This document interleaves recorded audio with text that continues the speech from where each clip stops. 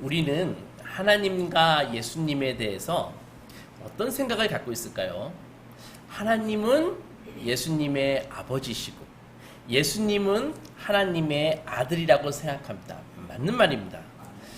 그러면서 인간적으로 이제 생각합니다. 하나님은 아빠고 예수님은 아들이니까 하나님이 예수님보다 높은 분이라고 생각하고 또한 하나님이 먼저 계시고 어느 시점에 예수님을 낳으셨다고 생각합니다. 그래서 하나님은 예수님보다 나이가 많은 분임에 틀림없다라고 생각합니다. 인간적으로 이게 자연스럽죠. 아기가 아기를 낳을 수가 없으니까 최소한 하나님이 어른이셨을 때 예수님을 낳지 않았을까 이런 생각을 하는 것이죠. 그러면 예수님의 아빠가 하나님이라면은 예수님 엄마는 누군가? 어머니 하나님? 이렇게 되면 이제 이야기가 막 산으로 올라가는 것입니다. 한번 물어보겠습니다. 이게 과연 성경적으로 맞을까요? 잠시 접어두고 지금 한번 제가 말씀드리는 것을 머리로 한번 그려보세요. 책상이 있습니다. 책상 위에 영어책과 수학책이 이렇게 두 권이 딱 포개져 있습니다. 그려지시죠? 영어책은 밑에, 수학책은 위에. 이렇게. 그래서 수학책이 책상에 딱 닿지 않고 한 2cm 정도 이렇게 떠 있을 수 있는 이유는 밑에 영어책이 있기 때문입니다. 그래서 영어책의 위치는 수학책 위치의 원인이 되는 것이죠. 그렇다면 이 두 개의 책이 아주 옛날부터 책상 위에 이런 상태로 다 있다고 한번 생각해 보세요. 이 경우에도 여전히 수학책이 책상 위에 잠깐 조금 떠 있을 수 있는 이유는 영어책이 아래에 있기 때문이라고 말할 수 있습니다. 어렵지 않죠? 여기까지 상상이 가죠? 그러나 수학책이 이런 위치에 있기 전에 영어책이 먼저 있었다고 말할 수는 없습니다. 다시 말해서 원인이 먼저 있고 결과가 그 다음에 나타나는 것이 아니라는 것입니다. 물론 많은 경우에 원인이 먼저 있고 결과가 있죠. 아궁이에 불을 지펴야지 들뚝에서 연기가 나듯이 말입니다. 그러나 모든 것이 다 그런 것은 아닙니다. 누군가 영어책과 수학책을 동시에 탁 놓을 수 있기 때문입니다. 이럴 경우 밑에 있는 영어책이 먼저 있었다고 말할 수는 없습니다. 우리는 하나님이 삼위일체의 하나님이심을 믿습니다. 아주 옛날서부터 교회가 성경을 해석하고 그 권위를 가지고 하나님은 삼위일체의 하나님이야 라고 믿으라고 하니까 우리는 그 권위를 믿기 때문에 믿는 것이죠. 그러나 인간의 머리로 삼위일체를 완전하게 이해하는 것은 사실은 불가능합니다. 그러나 비슷한 모델을 가지고 우리가 어느 정도 이해하는 것은 삼위일체의 하나님을 이해해 보는 것은 우리의 영성에 큰 유익을 준다는 것이죠. 세 분이면서 어떻게 한 분이 될 수 있나? 한 분이면서 어떻게 세 분이 될 수 있냐? 라는 이 기본적인 질문에 제가 예전에 설교에서 하나의 모델을 사용했습니다. 여러분들 큐빅을 아시죠? 이렇게 맞추는 거. 큐빅을. 주사위 큰 것처럼 생겼잖아요. 아이들 갖고 놀지 않습니까? 그럼 그 큐빅은 한 덩어리인데 그 큐빅에는 6개의 정사각형이 있습니다. 그러니까 6개의 정사각형으로 되어 있지만은 6개가 아니라 하나의 큐빅이라는 것이죠. 마찬가지로 하나님께서는 3개의 인격을 갖고 계신 삼위의 하나님이시지만 동시에 한 분이라는 것입니다. 그런데 이 삼위가 서로 어떻게 연관되는지를 설명하려면은 그 사이에 마치 먼저와 나중에 있는 관계가 있는 것처럼 설명하게 됩니다. 아까 제가 말씀드렸듯이 하나님과 예수님, 성부 하나님과 아들 예수님과의 그 관계처럼 이게 먼저와 나중에 관계가 있는 것처럼 설명하게 됩니다. 우리는 삼위의 첫째이를 성부 하나님이라고 부릅니다. 둘째를 성자 예수님이라고 부릅니다. 그래서 성부는 성자를 사랑으로 낳으셨죠. 어떤 분들은 예수님이 하나님을 아버지라고 부르잖아요. 그러면 구원받은 우리도 하나님을 아버지라고 부르니까 마치 예수님을 우리의 무슨 큰 형님 정도 되는, 큰 오빠 되는 정도 생각하는 분들이 있습니다. 절대 그렇지 않습니다. 예수님과 우리 사이에는 본질적인 차이가 있습니다. 하나님은 예수님을 낳으셨습니다. 그렇죠? 하지만 하나님은 우리를 만드셨습니다. 그래서 낳은 존재와 만든 존재는 질적으로 다른 것입니다. 예수님을 하나님이라고 부르는 이유는 하나님과 동일한 본질이시기 때문에 그런 것입니다. 우리는 그냥 우리 집 강아지와 마찬가지로 흙입니다. 빌립보서 2장에서 예수님을 가리켜서 그는 근본 하나님의 본체시나 하나님과 동등됨을 취할 것으로 여기지 아니하시고, 이 말씀 아시죠? 하나님과 예수님은 동일한 본체시라는 것입니다. 성부는 이런 의미에서 우리가 쓸 수 있는 유일한 말입니다. 사실 하나님을 정확하게 표현할 수 있는 용어는 없습니다. 근데 성경에서 성부 하나님 하니까 우리도 성부 하나님 그런 것입니다. 그러나 성부가 성자라고 하면 인간적으로 아버지가 아들보다 먼저 존재하신 것처럼 하나님이 예수님보다 먼저 존재하신 분으로 생각하기 쉽지만 사실은 그렇지 않다는 것이죠. 성부와 성자 사이에는 먼저와 나중에 그런 관계가 아닙니다. 성부가 존재하시기 때문에 성자도 존재하시는 것입니다. 그러므로 성자를 낳기 전에 하나님이 성부만 계셨던 적은 한순간도 없습니다. 한순간도 없습니다. 왜냐하면 우리의 이해를 돕기 위해서 아버지와 아들이라는 표현을 쓴 것이지 성경에서 근본적으로 성부와 성자는 한 분이시기 때문입니다. 아까 영어와 수학책의 비유를 드렸죠. 제가 책상에 영어와 수학책이 동시에 두 권이 놓여 있는 것을 상상해보라고 말씀하시니까는 여러분들이 상상하는 행위를 했고 머릿속에 그림이 그려졌죠. 그죠? 그러니까 상상하는 것은 원인이고 머릿속의 그림은 결과입니다. 그렇다고 해서 상상을 먼저 하고 그림이 나중에 그려집니까? 그런 것이 아닙니다. 상상하는 순간 이미 그림은 머리에 그려지는 것입니다. 상상과 그림은 정확하게 같이 시작해서 같이 끝나는 것입니다. 따라서 영원한 존재가 영구적으로 어떤 것을 상상하고 있다면 그 행위는 영구적으로 하나의 그림을 만들어내는 것입니다. 그래서 그 그림이 영원하게 되는 것입니다. 마찬가지로 등불에서 빛이 나오고 난로에서 열이 나오고 정신에서 생각이 흘러나오는 것처럼 성자도 성부에게서 영원히 흘러나온다고 생각하면 됩니다. 18절을 보면, 오늘 성경 18절을 보면은요, 본래 하나님을 본 사람이 없으되 아버지 품속에 있는 독생하신 하나님이 나타내셨느니라. 독생하신 하나님이 흘러나온 것이다. 이렇게 되는 것입니다. 그래서 성자 예수님은요, 영이신 하나님, 성부 하나님의 자기의 표현이 되시는 것입니다. 즉 성자는 성부가 하시는 말씀이십니다.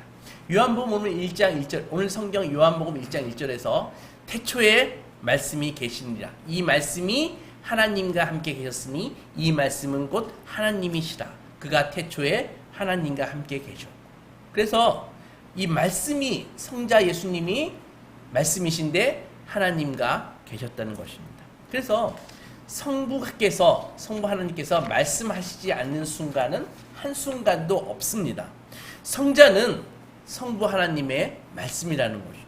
그러나 아까 제가 난로와 열, 램프와 빛 이런 것으로 하나님과 예수님을 설명하는 것은 우리의 이해를 위해서 잠깐 할 수 있지만 물질을 가지고 인격이신 하나님과 예수님을 설명하는 것은 사실은 적절치 못합니다. 그래서 우리는 성경에서 표현하는 것처럼 성부 하나님, 성자 예수님 이렇게 부르면 되는 것입니다. 하나님과 예수님과의 관계를 성경에서 말씀하시듯이 아버지와 아들의 관계로 이해하시면 되는 것입니다. 하나님과 예수님 사이에 중요한 것은 이 관계가 사랑의 관계라는 것입니다.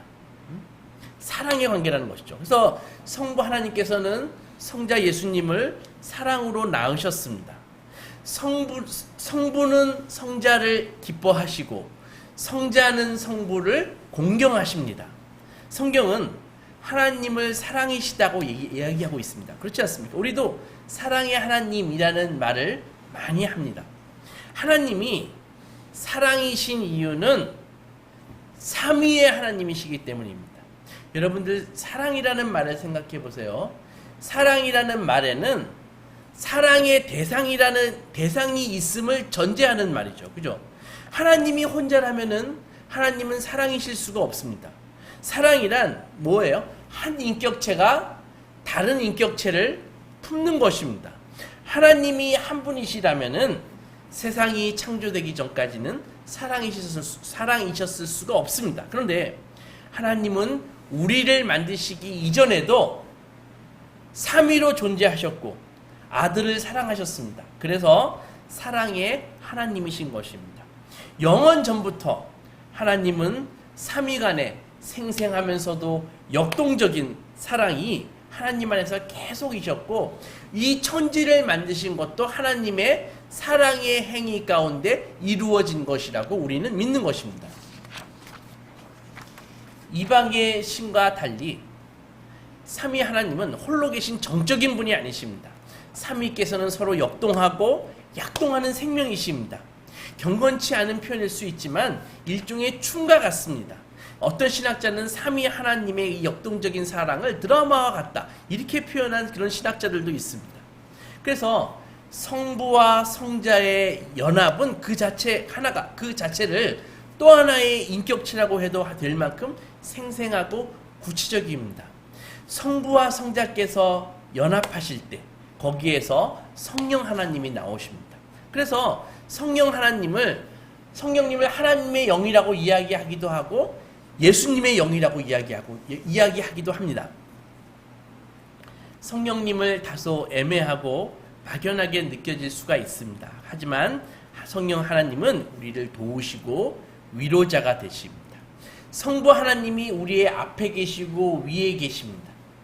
성자 예수님께서는 우리의 옆에서 우리의 기도를 도우시고 우리를 하나님의 아들로 바꾸시는 일을 하십니다.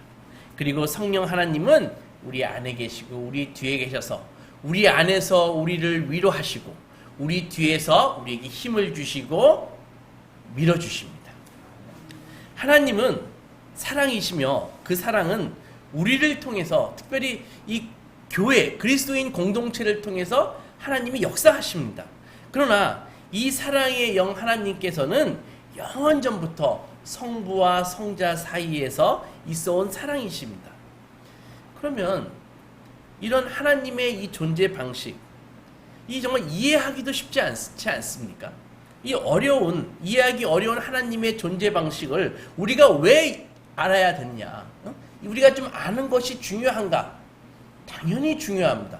그럼 왜 중요한가요? 그 이유는 우리도 하나님의 그 생명이 보여주는 춤, 하나님의 그 드라마, 이 속으로 들어가서 각자의 인생과 생명 속에서 하나님의 춤이 재현되어야 되기 때문에 하나님의 존재 방식을 아는 것이 중요하다는 것입니다. 하나님의 존재 방식을 알아야 되는 이유는 하나님의 그 춤과 드라마가 우리 안에서 재현되어야 되기 때문입니다. 우리 모두가 하나님의 드라마 속에 배우로 등장해야 되기 때문입니다. 바꿔 말하면 우리 각 사람은요 하나님의 양식 속에 들어가서 하나님 속에 들어가서 그 춤에 참여해야 됩니다. 그 춤이 사랑의 춤입니다. 사랑의 드라마 속에 우리는 배우로서 출연해야 된다는 것이죠. 그 외에 우리가 행복해질 수 있는 방법이 없습니다. 행복해질 수 있는 길이 없습니다. 모든 것이 다 전달되고 전염되는 것입니다. 여러분, 따뜻해지려면 어떻게 해야 돼요? 불 가운데 가까이 가야 됩니다. 몸을 적시려면 어떻게 해야 돼요? 우리가 물속에 들어가야 되는 것입니다. 생각해 보세요. 기쁨과 능력과 평화와 영원한 생명을 얻으려면 어떻게 해야 돼요? 그것을 갖고 계신 분에게 가까이 가야 되는 것입니다. 더 나아가 그 속으로 들어가야 되는 것입니다. 이것들은 하나님이 아무한테나 나눠주시는 그런 선물이 아닙니다. 중심에서 솟구쳐 오르는 그 생명의 그 능력과 아름다움의 거대한 분수와 같다는 것이죠. 수가선 여인에게 예수께서 말씀하셨습니다. 영원히 목마르지 않는 샘물이 내 속에서 나오고 있다. 내가 그것을 너에게 줄 수 있다라고 말씀했습니다. 그 분수에, 그 생명의 분수에 가까이 가는 사람은 물보라에 젖을 것이고 다가가지 않는 사람은 어떻게 돼요? 영원히 메마른 상태에서 그렇게 사는 것입니다. 많은 사람이 얕은 물가에서 찰싹거리는 파도 보고 의심과 불신앙으로 혹은 신앙과 불신앙 사이에서 평생 간이나 보다가 깊은 은혜의 바다에 가보지도 못하고 빠져보지도 못하고 인생 끝나는 사람들이 얼마나 많이 있습니까? 생각해 보십시오. 영원하신 하나님과 연합한 사람이 어떻게 영원히 살지 않겠습니까? 반대로 생명이신 하나님과 분리된 사람이 어떻게 시들어 죽지 않을 수 있습니까? 물을 필요가 없는 질문이죠. 그러면 어떻게 해야 우리가 하나님과 연합할 수 있을까요? 어떻게 해야 삼위 하나님의 생명 속에 들어갈 수 있을까요? 지난번 전에 설교에서 낳는 것과 만드는 것의 차이에 대해서 말씀드렸습니다. 우리는 하나님이 낳으신 존재가 아니라 만든 존재라고 했습니다. 흙으로 만든 존재라고 말씀드렸습니다. 즉 자연 상태에 있을 때, 그대로 있을 때는 우리는 영적으로 하나님의 자녀가 아니라 흙으로 만든 조각상일 뿐입니다. 헬라어에서 생명이라는 단어는 두 가지가 있습니다. 첫째는 바이오스입니다. 우리가 익히 알고 있는 모든 사람이, 보통 사람이 갖고 있는 다 생명입니다. 수명이라고 번역해도 되고 육체적인 숨, 생체의 원동력이라고 번역해도 됩니다. 이 바이오스는요, 인간의 노화에 따라 점점 이 바이오스가 소모되고 약화되고 소멸되면 죽는 것입니다. 현대 과학은 이 바이오스의 생명의 시간을 늘리기 위해서 지금도 어마어마한 돈을 투자해서 연구에 연구를 거듭하고 있습니다. 성과도 좀 있죠. 우리 인간의 평균 수명이 늘어났잖아요. 그죠? 다 이 바이오스가 건강해진 덕분입니다. 그런데 헬라어에는 또 다른 생명이라는 단어가 있는데 그게 바로 조에입니다. 조에. 이것은 하나님 안에 있는 생명입니다. 자연적인 사람에게는 조에 이 영적인 생명이 없습니다. 얼마 못 가서 사라질 이 생물학적 생명, 바이오스만 있을 뿐입니다. 조에의 근원은 하나님입니다. 그래서 본문 4절 보면 그 안에 생명이 있었으니 이 생명은 사람들의 빛이다. 이때의 생명은 바이오스가 아니라 조에입니다. 그 안에 예수 안에 조에가 있었으니 이 조에는 사람들의 빛이다. 그런 것이라고요. 빛이 어두움에 빛이 돼 어두움이 깨닫지 못하더라. 하나님의 생명이 사람들에게 빛이라고 하시고 이 빛이 세상에 오셨다고 말씀하고 있습니다. 9절 보면 참빛 곧 세상에 와서 각 사람에게 비추는 빛이 있었나니 10절 그가 세상에 계셨으며 세상은 그로 말미암아 지은 바 되었으되 세상이 그를 알지 못하였고 자기 땅에 오매 자기 백성이 영접하지 아니하였으나. 오늘 성경은 이 말씀과 생명, 조에 그리고 빛을 모두 예수님에 대한 다른 표현으로 사용하고 있습니다. 말씀과 생명, 빛 이걸 예수님에 대한 다른 표현으로 지금 사용하고 있다고요. 기독교 신앙이 제시하는 것이 이것입니다. 하나님이 그 뜻대로 하시도록 자기 자신을 그분께 맡기는 사람은 그리스도의 생명, 조에에 동참하게 된다는 것입니다. 그리스도의 생명이 무엇입니까? 흙으로 만든 바이오스가 아니라 하나님이 낳으신 생명, 언제나 있었고 언제나 있을 영원한 생명, 조에를 나누어 갖는 것입니다. 12절 보겠습니다. 영접하는 자, 곧 그 이름을 믿는 자들에게 하나님의 자녀가 되는 권세를 주셨으니. 그리스도는, 예수님은 하나님의 아들이십니다. 그러므로 그분의 생명에 동참하면 우리도 하나님의 자녀가 된다는 것입니다. 우리는 예수님이 성부 하나님을 사랑하듯이 성부를 사랑할 것이고, 사랑하면은 성령 하나님께서 우리 안에서 일어나신다는 것이죠. 그리스도께서는 자신이 가진 이 생명, 이 조회를 사람들에게 주시기 위해서 세상에 오셨습니다. 모든 그리스도인은 바로 이 영원한 생명, 이 조회를 얻어서 작은 그리스도가 되는 것입니다. 예수께서 오신 목적이 바로 이것입니다. 하나님의 아들은 사람들을 하나님의 자녀 되게 하시려고 사람이 되셨습니다. 아담이 범죄하지 않았더라면 아마도 모든 인간은 태어날 때 바로 그리스도 안에 살다가 하나님의 아들이 가진 이 생명을 나누어 가졌을 것입니다. 바이오스, 즉 자연적인 생명은 창조되지 않는 생명이 창조되지 않은 생명인 조회 속으로 즉시 이끌려 가지고 영생했을 것이라고요. 그러나 현실은 어떻습니까? 바이오스만 가진 사람과 조회도 가진 사람, 이 차이점이 무엇일까요? 이들은 사실 처음부터 다를 뿐 아니라 실제적으로 적대 관계에 있습니다. 우리 모두에게 다 있는 이 자연적인 생명, 이 바이오스는 사실 자기중심적입니다. 남들이 다 자기만 다독여주고 감탄해 주길 바라고 다른 생명들을 이용해서 자유를 착취하려 듭니다. 이 생명은 혼자 있는 것을 좋아합니다. 즉 자기보다 더 좋거나 강하거나 높은 것, 그래서 상대적으로 자기를 왜소하게 만드는 것이라면 무엇이든지 회피하려고 합니다. 지저분하게 자란 사람이 목욕을 싫어하는 것처럼 바이오스는 영적인 세계의 빛과 공기를 두려워하고 거부합니다. 11절을 보십시오. 자기 땅에 오매 자기 백성이 영접하지 아니하였으나, 예수께서, 조의 생명이신 예수께서 오셨을 때 바이오스인 인생들은 거부한다는 것입니다. 어떤 의미에서 이것은 당연합니다. 자연적인 생명은요, 영적 생명에게 붙잡히면 자기 중심성과 아집이 끝장난다는 것을 알기 때문에 그런 사태를 피해보려고 이를 악물고, 조회가 오면은 바이오스들은 손톱을, 발톱을 드러내고 싸울 준비를 하는 것입니다. 바이오스는 조회를 거부합니다. 제가 어렸을 때 집집마다 있는 인형이 있었습니다. 여러분들 못난이 인형 아시죠? 삼총사, 못난이 삼총사. 모르지요? 옛날에 그 인형이 그렇게 집집마다 있었습니다. 신입사님 아십니까? 몰라요. 어린 저의 눈에는 이 못난이 세 명이 딱 있는데 사실 그게 귀여운 것이 아니라 저는 무서웠습니다. 저는 무섭다고요. 혼자 있을 때 그 인형을 보면 사실 막 공포를 느꼈어요. 그런데 우리가 한번 이 못난이 인형에게 생명을 넣을 수 있다고 한번 생각해 보시다. 이 고무 인형을 작은 사람으로 바꾼다고 한번 생각해 보자고요.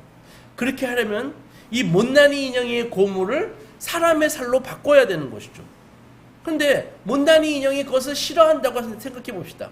이 못난이 인형은요, 사람의 살에는 관심이 없어요. 그의 눈에는 자기가 사람이 되는 과정은 오직 자기 고무 피부와 나일론 머리카락이 망가지는 것처럼 보일 것이라고요.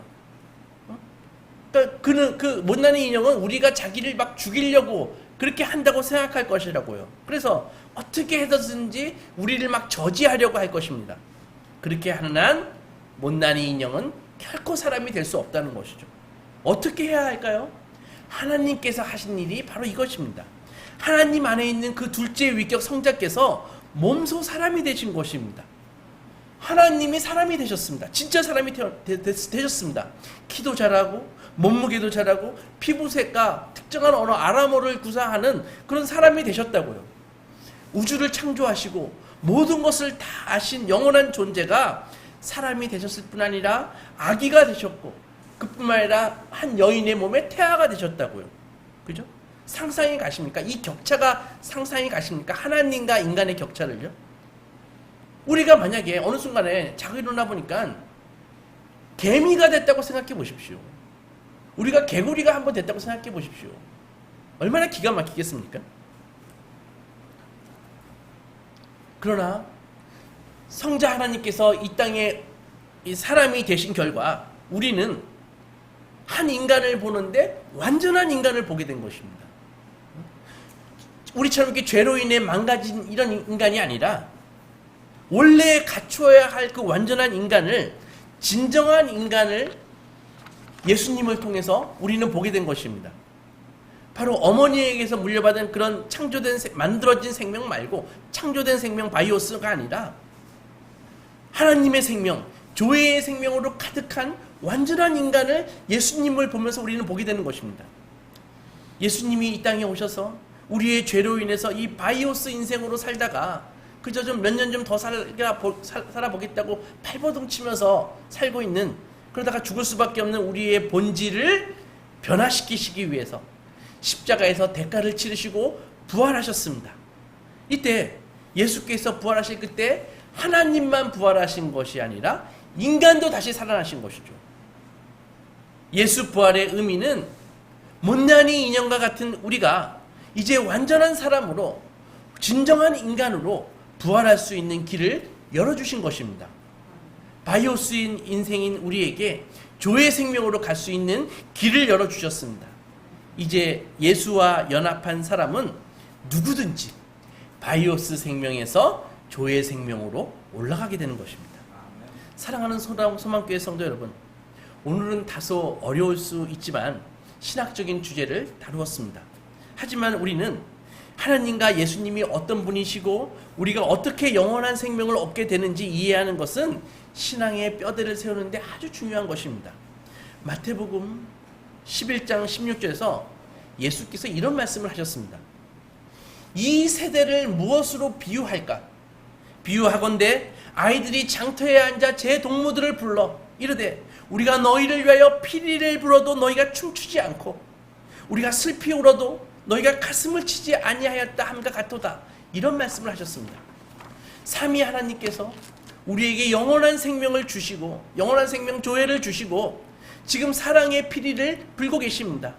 애통의 노래를 부르십니다. 그런데 피리를 불면 춤을 춰야 되는데 춤추지 않습니다. 왜 그럴까요? 바이오스 생명만을 가진 자는 여전히 혹은 바이오스 생명에 붙들린 자는 그 피리 소리가 들리지 않기 때문입니다. 그 피리 소리가 소음으로 들립니다.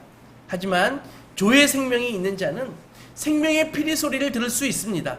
말씀의 노래 소리를 들을 수 있습니다. 그리고 그 소리를 사랑하고 흠모하고 은유를 느낍니다. 그리고 들을 귀 있는 자는 춤을 추게 되어 있습니다. 여러분, 삶이 왜 이렇게 힘드냐고요? 왜 이렇게 내 인생을 허무하고 무의미하냐고요? 신앙생활이 재미가 없고 메마르냐고요? 그거 다 구경꾼이나 엑스트라로 살기 때문입니다. 왜 배우가 춤을 추지 않습니까? 왜 출연하지 않고 자꾸 숨으십니까? 감독이 여러분들 찾고 있는 거 소리가 들리지 않나요? 소망교회 배우 여러분, 하나님이 부시는 그 사랑의 피리야 말씀의 노래에 맞추어 사랑의 춤을 추십시오. 배우가 되셨으면 하나님의 드라마에 출연해서 액션 하십시오. 그래야 나무주연상, 여우주연상 받으실 거 아닙니까? 이것이 성도가 사는 길이고 행복해지는 길입니다.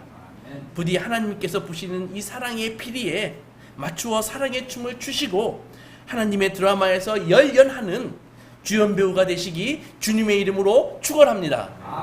우리 기도.